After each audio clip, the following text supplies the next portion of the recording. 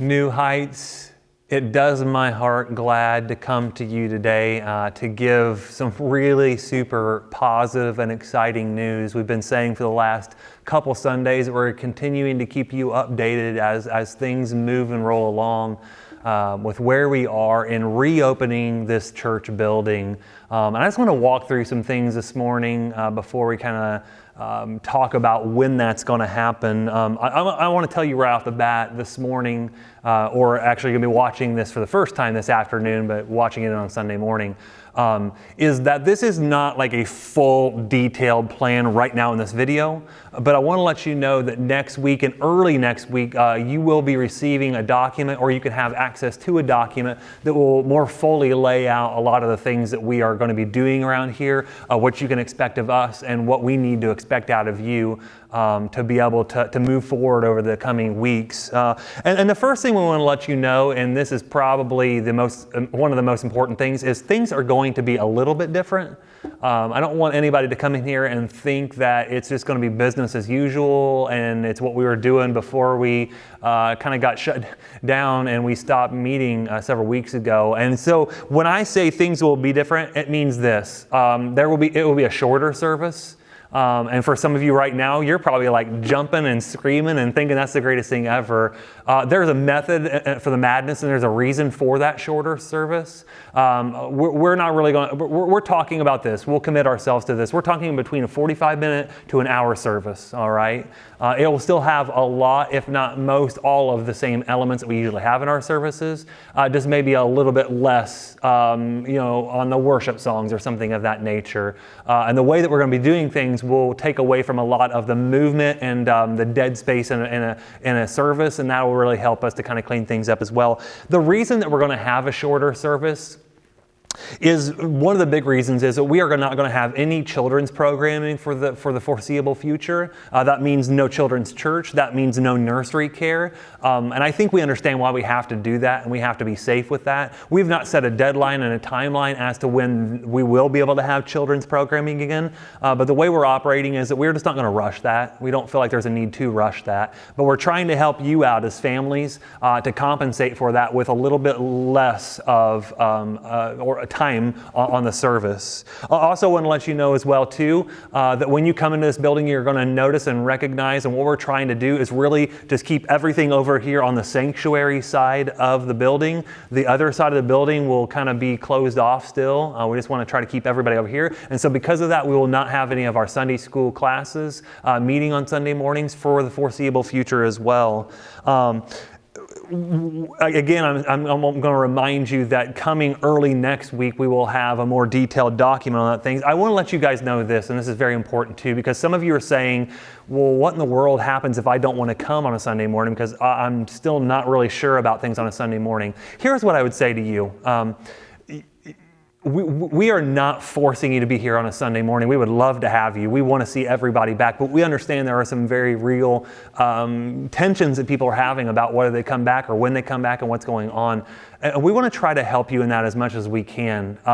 First of all, you need to operate with your best judgment. You need to operate in your conscience and what your gut is telling you about what you need to do. And we at the same time don't need to have any of us saying that, why isn't that person here? They should be here. And here's the deal. Okay. I also say this, if again, as a reminder, this isn't a requirement, but a recommendation, a strong recommendation that if you are in that 65 years or older bracket, an age bracket, that you probably just need to stay home. You are the most vulnerable, as we've learned over the last few weeks. But again, here's the deal. I'm not going to be sitting at the door and checking for ages on cards.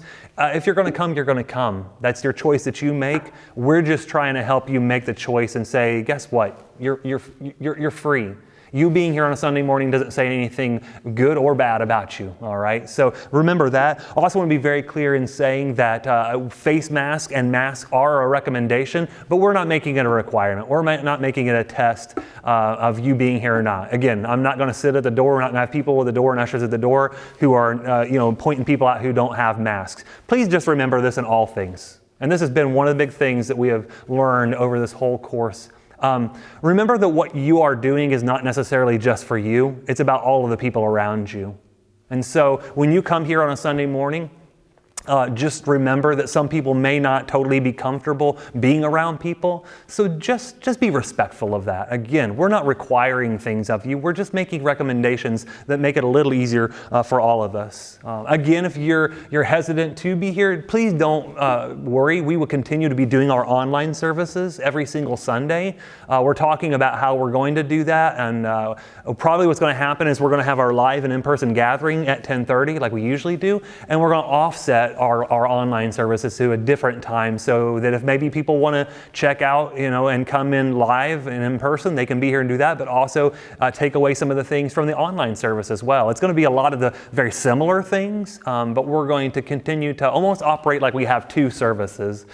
And so you can still find us on all of our social media platforms on Sunday morning. I shouldn't say Sunday mornings. You'll find us and we'll tell you what time that will be when they will be on those platforms. Also, too, if you have been a person who's been picking up DVDs, our services are on our DVDs as well. Those will still be made available to you, so you don't have to worry about that. You're not going to miss out on anything. You're going to still get the fullest New Heights experience that you can in your home if that's where you choose to want to be. And again, we're not telling you what you should and you should not do.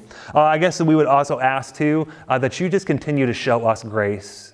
One of the reasons that we have kind of been, I shouldn't say slow, I don't think we've been slow, but I think we've been methodical and we've been thoughtful and we've been prayerful in how we roll out this plan is we wanted to have a very great plan and a great process in place. And most importantly, we wanted to be able to communicate that well to you. And we just haven't felt like we've been able to do that and to have that plan in place. And we feel like we have it now, and you're going to see that again next week. But that was very important to us, to be able to communicate to you what we're doing. We thought would really ease a lot of concerns and a lot of worries. Just on a practical level too, you'll see this again later, but when you come in here, we're fortunate that we have some great seating space in this sanctuary, but we're going to be seating every other row. We're not going to be seating every single row, so we're going to give you plenty of opportunity to spread out and to enjoy your worship service here at New Heights. We also want to let you know that we will be not only preparing this building for the opening Sunday, but we'll be disinfecting, sanitizing, make sure everything's clean. It already is anyways, but we're going to step up the game and make sure that it's even cleaner. And then after every single service, there will be a cleaning team that runs through this place and up in this area to make sure things are clean. Again, please just extend grace to us, extend understanding that we've got some plans and processes in place, but we know how plans and processes work, don't they?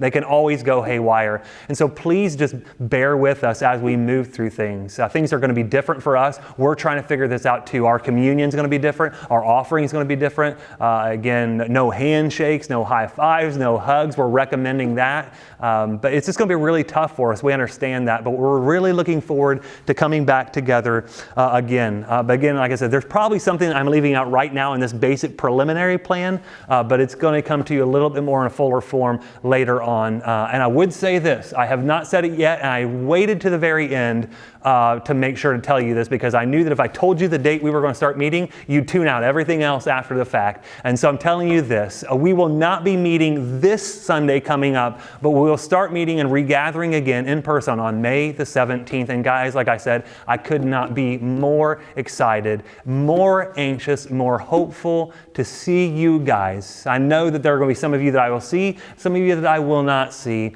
but for those who are going to be here on the 17th and who are gearing up for that, please be praying. Keep praying about that and be anxious with excitement that we get to be here again on May the 17th at 10:30 in the morning as we regather here in this building. Again, guys, thank you so much. And that's one of the things that I have said over and over, and I said it to our leaders the other night. There are so many thank yous that I have to give to so many people who have made this process so much easier. But the people that I cannot leave out in this is you, New Heights.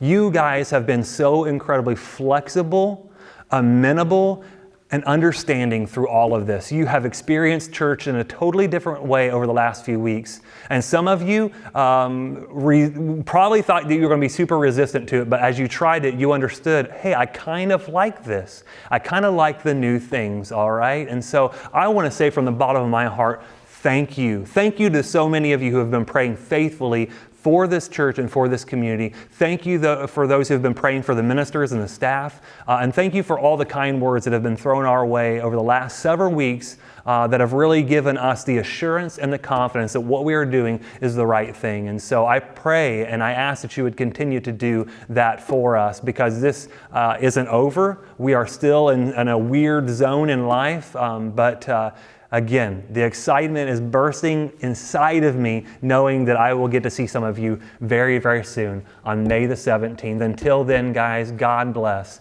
and I love you.